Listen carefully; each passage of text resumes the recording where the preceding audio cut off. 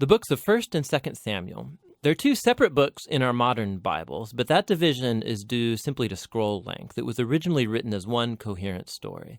We're just going to cover the book of 1 Samuel in this video. So after Israel was rescued from slavery in Egypt, they made a covenant with God at Mount Sinai and eventually came into the Promised Land. And there, Israel was supposed to be faithful to God and obey the covenant commands. Before the book of Samuel, Judges showed how Israel failed at that task big time. It was a period of moral chaos, and it showed Israel's need for wise, faithful leaders. The book of Samuel provides an answer to that need. The book of Samuel's story focuses on three main characters: the prophet Samuel, where the book gets its name, and then King Saul, and after that, King David. And all three of them transitioned Israel from a group of tribes ruled by judges into a unified kingdom ruled by King David in Jerusalem. And the book of Samuel has a fascinating design that weaves the story of these three characters together in four main parts.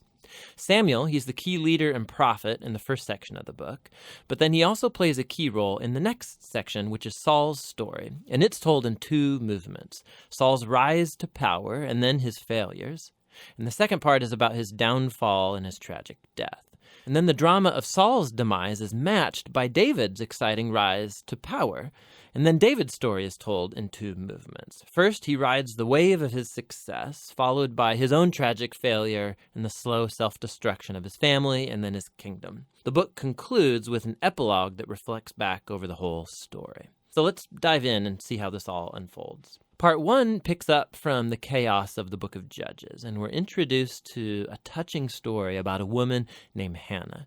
And she's grieved because she has never been able to have children. And by God's grace, she finally has a son named Samuel. And in joy, she sings this amazing poem in chapter 2. And the poem is all about how God opposes the proud and exalts the humble, about how despite tragedies and human evil, God is working out his purposes in history. And also it's about how God will one day raise up an anointed king for his people. Now, Hannah's poem has been placed here at the beginning of the book to introduce these key themes that we're going to see throughout the whole story, like the next one. Samuel grows up and becomes a great prophet and leader for the people of Israel, at the same time that the Philistines rise to power as Israel's arch nemesis. And in this crucial battle, the Israelites get arrogant, and instead of praying and asking God for help, they trot out the Ark of the Covenant as this kind of magic trophy that will automatically grant them victory in battle. And so because of their arrogant presumption, God allows Israel to lose the battle and the Ark is stolen. So the Philistines, they take the ark and they place it in the temple of their god, Dagon. And then the God of Israel defeats the Philistines and the god Dagon without an army by sending plagues on the people.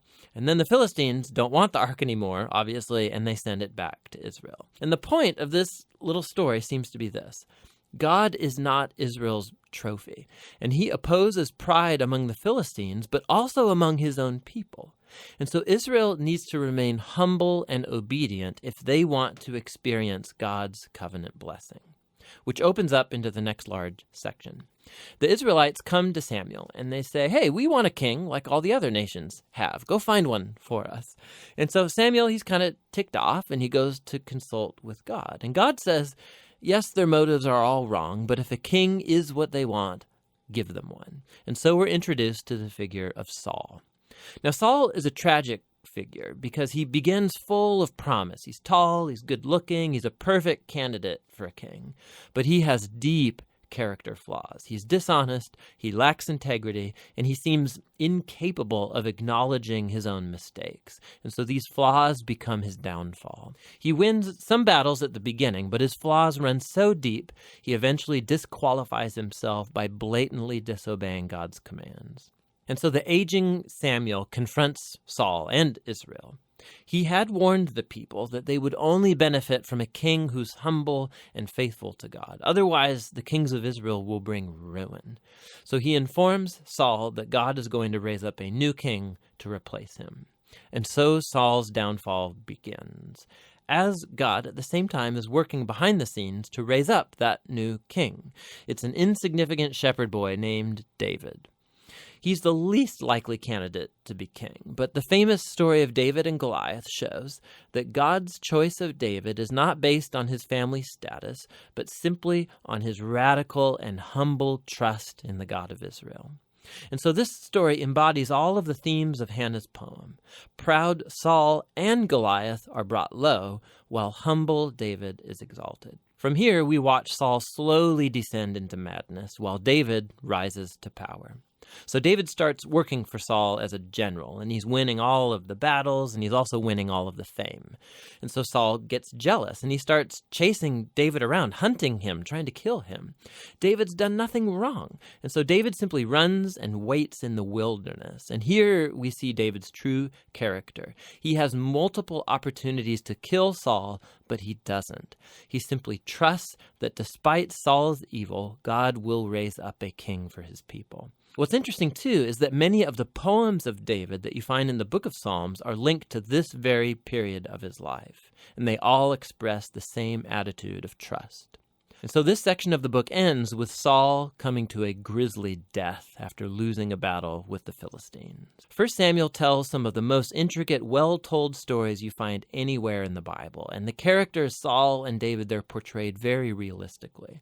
And the author's putting them forward as character studies so that you can find yourself in them. So in Saul's story, we see a warning. It's crucial that we reflect on our own character flaws and how they harm us and other people.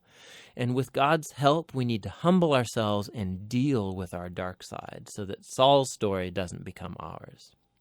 David, on the other hand, is presented as an example of patience and trust in God's timing in our lives. And so he's running in the wilderness, being chased by Saul. David had every reason to think that God had abandoned him, but that's not what he thinks.